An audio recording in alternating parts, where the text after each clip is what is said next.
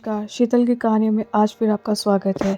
आज की कहानी का नाम है हैसियत। सुरेखा जी का मन आज बहुत विचलित था। लगातार अपने बेटे को फ़ोन लगाने की कोशिश कर रही थी, लेकिन सामने से कोई जवाब नहीं आ रहा था। उन्होंने कई बार कोशिश की, लेकिन किसी ने भी फ़ोन नहीं उठाया। आखिरकार परेशान होकर फ़ोन रखते हुए उदासी भरे स्वर में अपनी बेटी से कहने लगी, रश्मि, इतना भी क्या व्यस्त हो गया है तेरा भाई, जो इतने फ़ोन करने के बाद भी कोई जवाब ही नहीं देता।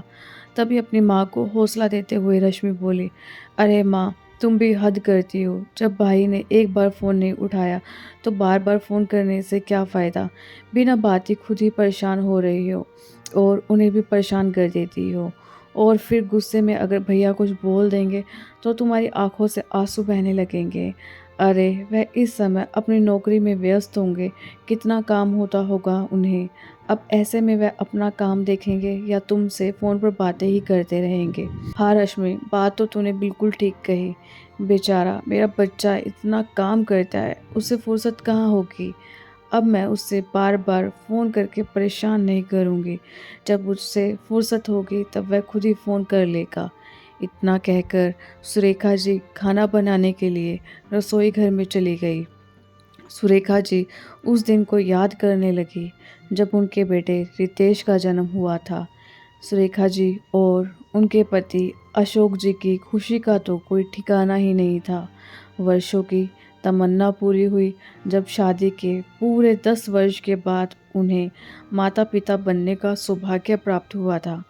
लेकिन यह खुशी भी गम में बदल गई थी जब उन्हें यह मालूम पड़ा कि उनके बच्चे के दोनों टांगे पूर्ण रूप से विकसित नहीं हैं। पति पत्नी की तो जैसे पैरों तले ज़मीन ही खिसक गई थी। डॉक्टर ने बताया कि भविष्य में उनका बेटा शायद अपने पैरों पर चल नहीं पाएगा, लेकिन साथ में यह भी कहा कि यदि बच्चे को सही इलाज और अच्छी देखभाल मिले तो शायद उसकी टांगों में जान वापस आ सकती है। फिर साहस जुटाकर सुरेखा जी ने निर्णय लिया कि वह अपने बेटे की सेवा में दिन रात एक कर देगी। इस कारण उन्होंने अपनी सरकारी नौकरी से भी त्यागपत्र दे दिया और पूरी लगन के साथ नन्हे रितेश की देखभाल में जुट गई।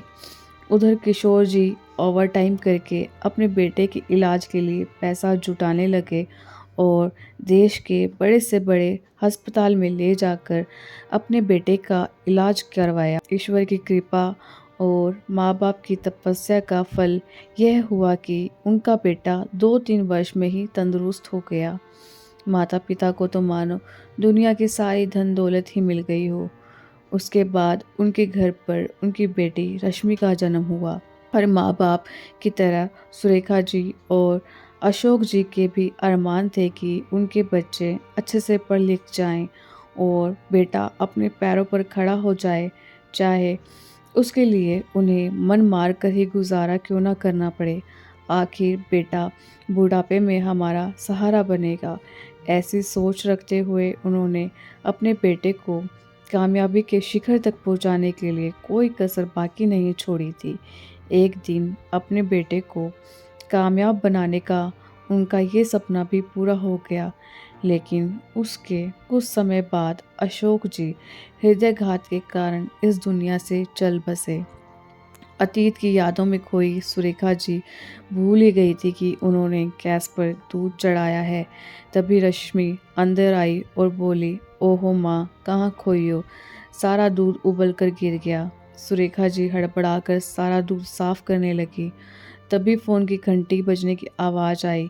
अरे माँ, लगता है तुम्हारे लाडले बेटे का फ़ोन आया है, कहते हुए रश्मि दौड़कर गई और फ़ोन उठाकर स्पीकर पर लगा दिया। अभी उसने हेलो ही बोला था कि उसी समय रितेश भड़कते हुए बोला, क्या परेशानी है? क्यों बार बार फ़ोन करके मुझे परेशान करती रहती हो? तुम्हें तो कुछ काम है ही नहीं, तो इसका मतलब यह तो नहीं कि बाकी सभी लोग भी खाली बैठे रहेंगे और तुम्हारे फ़ोन का इंतज़ार करते रहेंगे। अब कुछ बोलोगी या मैं फ़ोन रखूं? अपने भाई का ऐसा रूखा व्यवहार देखकर रश्मि हैरान रह गई और बोली, तुम मुझे कुछ बोलने दोगे तब तो बोलूँगी ना। यह सुनकर रितेश चुप हो गया तो रश्मि ने कहा, मुझे कोई काम नहीं था, लेकिन माँ तो आखिर माँ है ना, इसलिए तुम्हारी चिंता सताती रहती है। लेकिन तुम्हारा ऐसा व्यवहार देखकर भी यह मानने को तैयार ही नहीं होती कि अब उनका बेटा उनका नहीं रहा। तभी सुरेखा जी उसके हाथ से फ़ोन खींचते हुए बोले, ये कैसी बात कर रही हो रश्मि, कोई तमीज़ है या नहीं? अपने बड़े भाई से कोई इस तरह से बात करता है क्या? चल जा यहाँ से। रश्मि आंखों में आंसू लिए वहाँ से चली गई। तभी सुरेखा जी फ़ोन पर अपने बेटे से बात करने लगी। तभी रितेश गुस्से से बोला, माँ बहुत ज़ुबान चलने लगी है इसकी, बड़े छोटे का लिहाज ही नहीं है। फिर कहने लगा, अच्छा माँ, मुझे कुछ पैसों की ज़रूरत है। दरअसल बात यह है, मैंने कुछ समय पहले ही घर पर रिपेयर का काम शुरू करवाया है और कुछ दिनों से आपकी बहू की तबीयत भी ठीक नहीं लग रही। उसे भी डॉक्टर के पास लेकर जाना है, इसलिए महीने का बजट भी गड़बड़ा गया है। आपसे हो सके तो कुछ पैसों का इंतज़ाम कर दो, बाकी सब कुछ मैं देख लूँगा। एक बार घर के रिपेयर का काम भी हो जाए, उसके बाद मैं आप दोनों को यहीं बैंगलोर में अपने पास बुला लूँगा। फिर हम एक साथ यहाँ रहेंगे, इसलिए तो घर की रिपेयर करवा रहा हूँ। फिर सुरेखा जी बोली, कोई बात नहीं बेटा, पैसों का इंतज़ाम तो मैं करवा देती हूँ। तू बस यह बता कि तुझे कितने पैसे चाहिए और कितने समय के लिए चाहिए।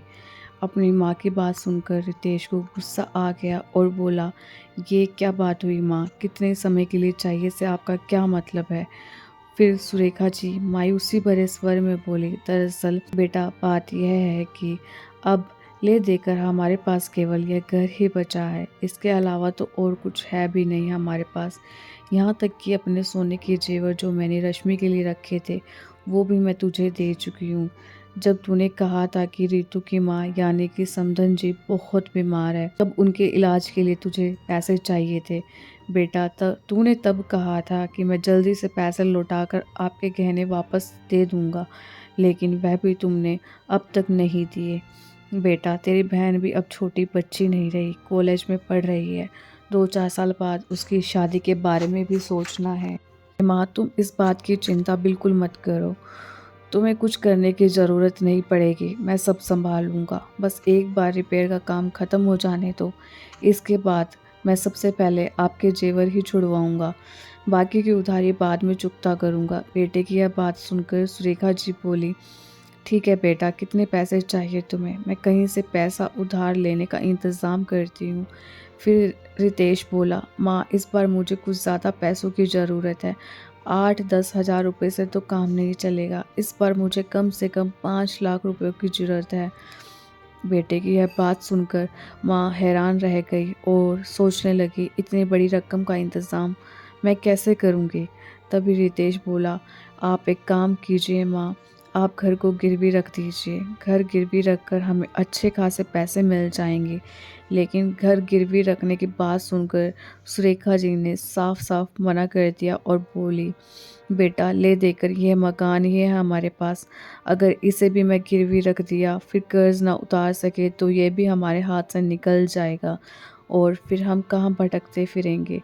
तभी रितेश बोला, अरे माँ आप भी हद करती हैं, इसे नौबत मैं आने ही नहीं दूंगा। अपने बेटे पर इतना भी विश्वास नहीं है आपको, आप बिल्कुल फिक्र मत कीजिए, मैं हूं ना। अपने बेटे की बातों में आकर सुरेखा जी ने अपनी इकलौती बची संपत्ति को भी गिरवी रख दिया। इसके बदले उन्हें 10 लाख रुपए मिल गए। हालांकि रश्मि अपनी माँ को बार बार समझाती रह गई कि घर गिरवी मत रखो, कल को अगर भैया ने पैसे वापस नहीं किया तो हम लोग कहाँ जाएंगे। लेकिन सुरेखा जी ने अपने बेटे की एक ना सुनी और कहने लगी, मुझे अपने बेटे पर पूरा विश्वास है, ना जाने तू क्यों अपने भाई को गलत समझती है। रश्मि कुछ कहने ही लगी थी कि सुरेखा जी बोले, अच्छा अब ज़्यादा बहस मत कर, घर के फैसले लेने के लिए अभी इस घर की बड़ी मैं मौजूद हूँ, तुम चुप रहोगी तो ही अच्छा होगा। अगर मुश्किल वक्त में मैं ही अपने बेटे का साथ नहीं दूंगी तो और कौन देगा। और उसने तो इतना तक कहा है कि एक बार घर का काम पूरा हो जाए तो हम दोनों उसके घर में उसके साथ ही रहेंगे, तेरी शादी का खर्च भी वह देख लेगा। सुरेखा जी ने अपनी बेटे की एक भी ना सुनी और घर गिरवी रख दिया। लेकिन रश्मि के बहुत कहने पर उन्होंने उसे उस रकम में से 5 लाख बचाकर अपने पास रख लिए। रश्मि बोली, माँ आपसे भैया ने 5 लाख देने को कहा था तो बस 5 लाख ही दो, बाकी के पैसे अपने खाते में जमा करवा दो। और एक बात का खास ध्यान रखना, उन्हें ये मत बताना कि आपको कितने पैसे मिले हैं, नहीं तो वह किसी न किसी बहाने बाकी के पैसे भी आपसे ले लेंगे। सुरेखा जी के घुटनों में बहुत समय से दर्द था, तो उन्होंने अपने बेटे को फ़ोन करके कहा, बेटा जब पैसे लेने के लिए यहाँ आओगे तो कुछ दिन निकाल कर आना, मेरे घुटने का दर्द बढ़ता जा रहा है, रोज़ रोज़ का दर्द अब सहन नहीं होता, आओगे तो किसी अच्छे से डॉक्टर से मेरा इलाज भी करवा देना। इतना कहने की देर थी कि रितेश अपनी पत्नी रितु के साथ अगले दिन सुबह ही उनके पास पहुंच गया। वे दोनों मुस्कुराते हुए अपनी माँ के पैर छूकर आशीर्वाद लेने लगे। तभी रितु ने कहा, माँ आप भी कभी कभी बेंगलुरु आ जाया कीजिए, वह भी आपका ही घर है।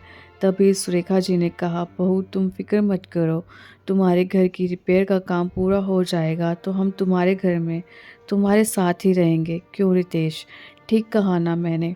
इतनी बात सुनते ही रितु के चेहरे की मुस्कुराहट तो जैसे कहीं गायब ही हो गई और रितेश को घूर कर देखने लगी। तभी रितेश भी झूठी मुस्कुराहट के साथ बोला, हाँ रितु, माँ ने हमारे घर की रिपेयर के लिए सारी रकम का इंतज़ाम कर लिया है। अब जल्दी से घर की रिपेयर हो जाएगी तो फिर वो हमारे साथ ही रहेंगे। रितेश का इशारा समझकर रितु अपने चेहरे पर फीकी सी मुस्कान बिखेरते हुए बोली, अरे हाँ, वो आप लोगों का ही तो घर है, और फिर जब तक घर में कोई बड़ा बुजुर्ग ना हो तब तक घर नहीं कहलाता। रितु जल्दी से रसोई में जाकर चाय नाश्ता बनाने में रश्मि की मदद करने लगी और सब कुछ ट्रे में रख कर ले आई। तभी रितेश अपनी माँ से बोला, माँ वो पैसे मुझे दे दीजिए, मैं बैंक की तरफ ही जा रहा था, कोई काम था, आप पैसे दे देंगी तो अपने खाते में जमा करवा दूंगा, जिससे आपकी चिंता भी दूर हो जाएगी। नहीं तो गांव हो या शहर, हर जगह चोरी का बहुत डर रहता है। रश्मि ने पैसों से भरा बैग अपनी माँ को दे दिया, जिसमें से सुरेखा जी ने 5 लाख रुपए निकाल कर अपने बेटे के हाथ में थमा दिए। पैसा देखकर वे दोनों ऐसे खुश हो गए मानो उन्हें जन्नत मिल गई हो। तभी रितेश बोला, लेकिन माँ घर गिरवी रखकर कम से कम 8-10 लाख आपको मिले होंगे, बाकी ये पैसे कहाँ हैं? तभी सुरेखा जी और उनकी बेटी रश्मि एक दूसरे का चेहरा देखने लगे। फिर सुरेखा जी बोली, हाँ बेटा 10 लाख रुपए मिले थे, लेकिन रश्मि की शादी के लिए भी कुछ पैसे बचा कर रखते हैं ना, इसलिए उन पैसों में से 5 लाख मैं तेरी बहन की शादी के लिए बैंक में जमा करवा दूंगी। 1-2 साल में कोई अच्छा सा लड़का देखकर इसके भी तो हाथ पीले करने हैं। तुम तो अपने परिवार के साथ सुख से जी रहे हो, एक बार इसकी भी शादी हो जाए तो मैं गंगा नहा लूँ। बस इतना सुनने की देर थी कि रितेश गुस्से से बोला, माँ आपने तो मुझे एक ही पल में पराया कर दिया, क्या आपको मुझ पर विश्वास नहीं है? मैं भी कैसी बातें कर रहा हूँ, अगर विश्वास होता तो सारे पैसे मेरे हाथ में रख दिए आप। ठीक है कोई बात नहीं, जब भरोसा ही नहीं तो फिर इन सब बातों का क्या फ़ायदा? तभी सुरेखा जी बोली, अरे बेटा यह तू कैसी बातें कर रहा है, मुझे तुझ पर पूरा विश्वास है, अगर तू कहता है तो बाकी के पैसे भी मैं तुझे दे देती हूँ, जब मुझे ज़रूरत होगी तो मैं तुमसे मांग लूँगी। तभी रितेश अपनी बातों में मिठास घोलते हुए बोला, हाँ माँ आपके ही पैसे हैं, हम तो बस इन्हें संभाल कर रख देंगे, आपको जब ज़रूरत होगी ले लेना। ऐसा कहते हुए रितेश ने 10 लाख रुपए अपनी माँ से लिए और बैंक में जमा करवाने के लिए निकल गया। रितु भी उसके साथ ही चली गई। उनके जाने के बाद रश्मि ने अपनी माँ से कहा, माँ मैंने आपसे पहले कहा था कि चाहे जो कुछ भी हो जाए आप ये पैसे भैया को नहीं देंगी, लेकिन फिर भी आप नहीं मानी ना। तभी सुरेखा जी बोली, तो क्या हुआ बेटा, वह तेरा भाई है, पैसे हमारे पास पड़े हों या उसके पास क्या फ़र्क पड़ता है? ऐसा कहकर सुरेखा जी अपने कमरे में चली गई। अगले दिन सुबह सुरेखा जी नींद से जागी तो उनके बेटा बहू अपने बैग उठाकर उनके पास आए और बोले, अच्छा माँ हम चलते हैं। यह देखकर सुरेखा जी और रश्मि हैरान रह गए। तभी सुरेखा जी बोली, बेटा तुम तो यहाँ कुछ दिन लगाने वाले थे ना, मुझे डॉक्टर के पास भी तो दिखाना था, भूल गए क्या? नहीं माँ, लेकिन बात ऐसी है कि मुझे कुछ ज़रूरी काम आ गया है, इसलिए हमें जाना होगा, नहीं तो बहुत नुकसान हो जाएगा। कुछ दिनों बाद वापस आकर आपको किसी अच्छे से डॉक्टर के पास ले जाऊंगा। ऐसा कहकर वो दोनों अपने घर वापस चले गए। तब रश्मि बोली, मैं जानती थी कि भैया यहाँ से पैसों के लिए आए थे, मतलब निकल गया तो चलते बने। रश्मि की यह बात सुनकर सुरेखा जी भी सोच विचार में पड़ गई। धीरे धीरे कई महीने बीत गए। कभी सुरेखा जी अपने बेटे रितेश को फ़ोन लगाती तो कभी रश्मि, लेकिन वह कभी भी फ़ोन ही नहीं उठाता था, और गलती से कभी फ़ोन उठा भी लेता तो मीटिंग में बिज़ी होने या फिर ड्राइविंग करने का बहाना बनाकर बात को रफा दफा कर देता और अभी कॉल करता हूँ यह कहकर फ़ोन काट देता। कभी रितु को भी फ़ोन कर दे तो जवाब मिलता कि अभी अभी नहाने गए हैं या फिर किसी काम से बाहर गए हैं का बहाना बनाकर उन्हें टाल देती। 2 महीने से उन्होंने ज़मींदार की किश्त नहीं भरी थी। ज़मींदार के लोग बार बार पैसे मांगने आ रहे थे। सुरेखा जी की चिंता बढ़ती जा रही थी, लेकिन वो करती भी तो क्या करती। अपना घर गिरवी रखकर जिससे अपना सारा पैसा दे दिया था, वह तो उनकी बात सुनने को तैयार ही नहीं था। जब सुरेखा जी के पास कोई और चारा नहीं बचा तो अपनी बेटी रश्मि के साथ शहर के लिए निकल पड़ी। 3 घंटे के सफ़र के बाद थकी हारी दोनों माँ बेटी जब रितेश के घर पहुंची तो दरवाज़ा खटखटाया। जैसे ही दरवाज़ा खुला तो उन्होंने देखा कि वहाँ तो कोई और लोग ही रह रहे थे। सुरेखा जी और रश्मि उन्हें देखकर हैरान रह गए। रितेश और रितु के बारे में पूछा तो उन्होंने बताया कि ये घर अब उन्होंने खरीद लिया है। इससे पहले यह जिनका घर था वह लोग यहाँ से कहीं और शिफ्ट हो गए हैं। लेकिन जब रश्मि ने उनसे पूछा कि वह लोग कहाँ रहते हैं तो वो बोले, हमें इस बारे में कोई भी जानकारी नहीं है। यह सुनकर सुरेखा जी और रश्मि निराश हो गई। वे स्वयं को बहुत लाचार महसूस कर रही थी। उस शहर में वो किसी और को भी नहीं जानती थी, इसलिए वह कहीं और भी नहीं जा सकती थी। लेकिन रश्मि ने हिम्मत नहीं हारी।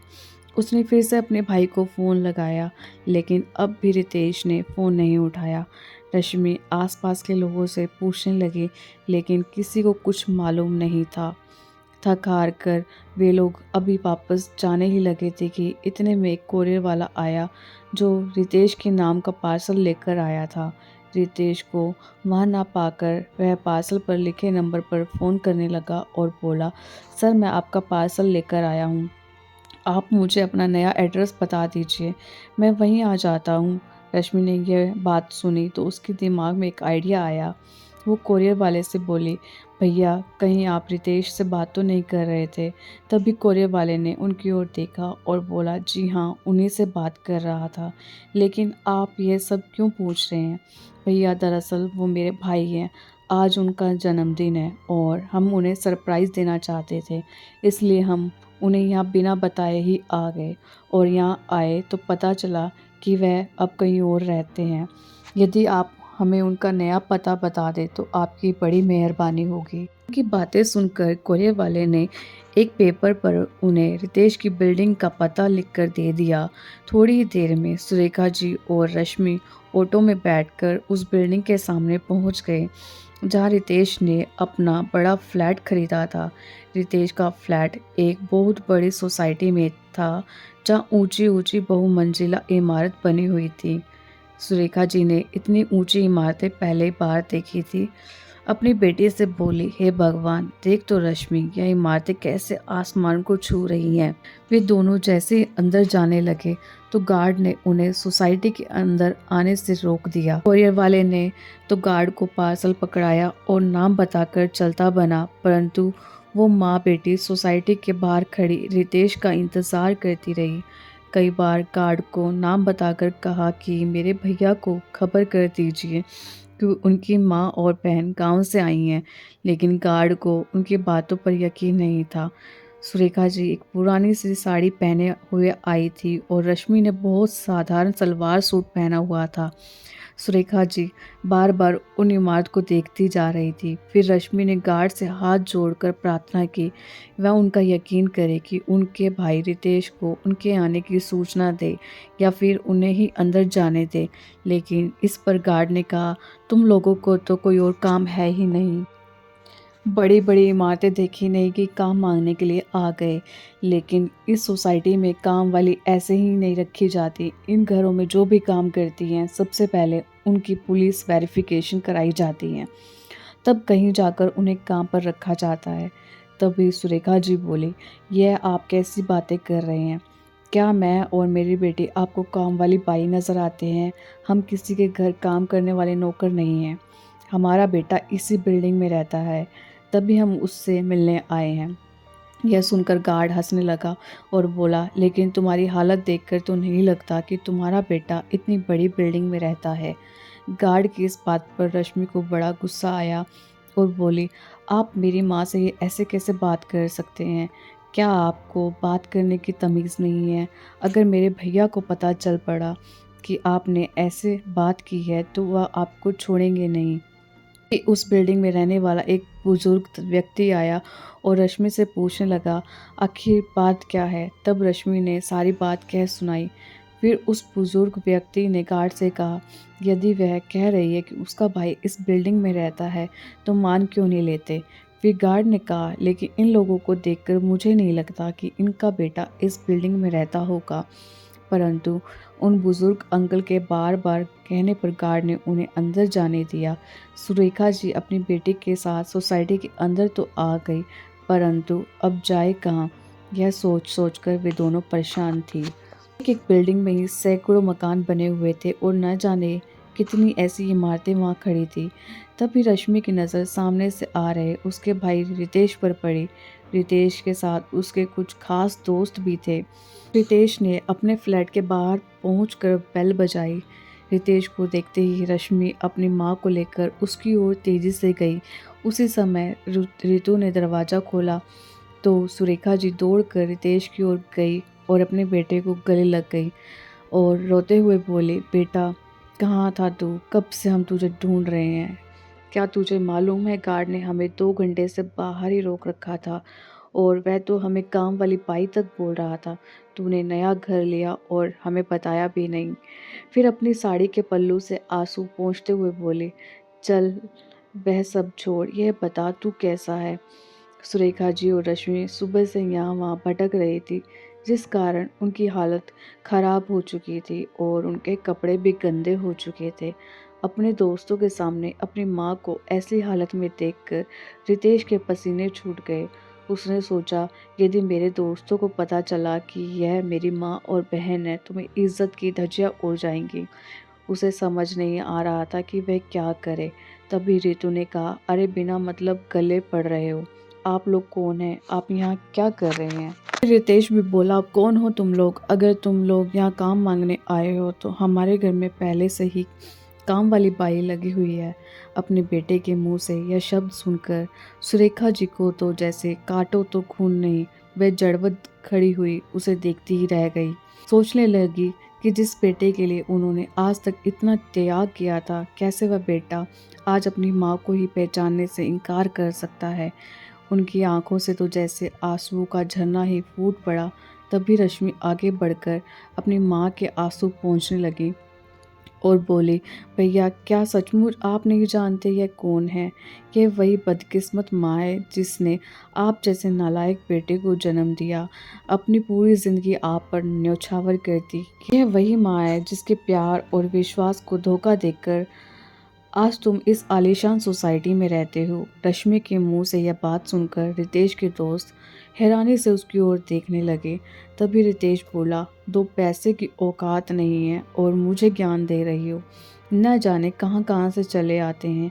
अपने बेटे के मुंह से जिल्लत भरे शब्द सुनकर सुरेखा जी के सब्र का बांध टूट गया। उन्होंने एक कदम आगे बढ़ाया और अपने बेटे के मुंह पर जोरदार तमाचा जड़ दिया और गुस्से से चिल्लाते हुए बोली, शर्म नहीं आई तुझे अपनी बहन के साथ इस तरह से बात करते हुए?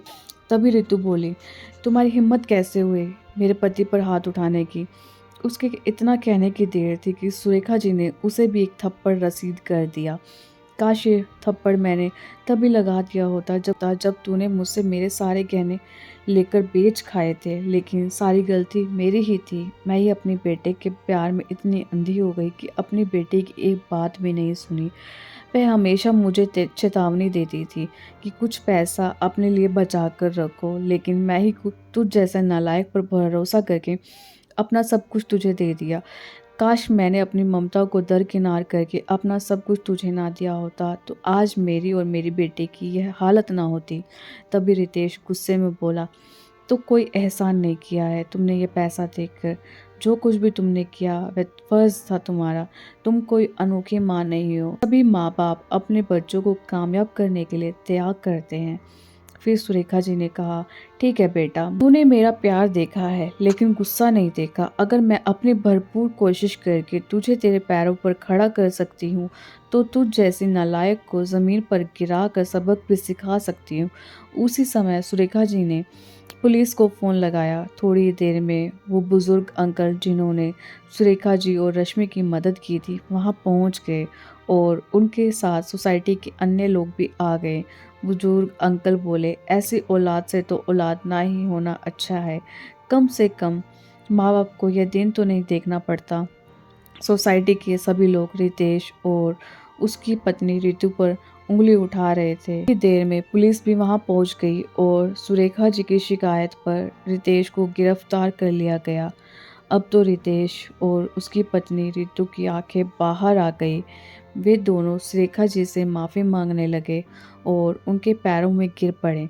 जेल की सज़ा से बचने के लिए रितेश के पास केवल एक ही रास्ता था कि वो अपनी माँ का सारा पैसा वापस लौटा दे, लेकिन अपनी माँ को लौटाने के लिए अब उसके पास पैसा नहीं था, इसलिए उसे अपना नया फ्लैट अपनी माँ के नाम करना पड़ा। रश्मि और सुरेखा जी अब आराम से अपने गांव वाले मकान में ही रहते हैं और नए फ्लैट को किराए पर देकर जो पैसा आता है उसे अपने मकान की किस्त चुका रहे हैं और सुखपूर्वक जीवन व्यतीत कर रहे हैं। आप सबको कहानी कैसी लगी कमेंट बॉक्स में ज़रूर बताएं और चैनल को सब्सक्राइब ज़रूर करें। धन्यवाद।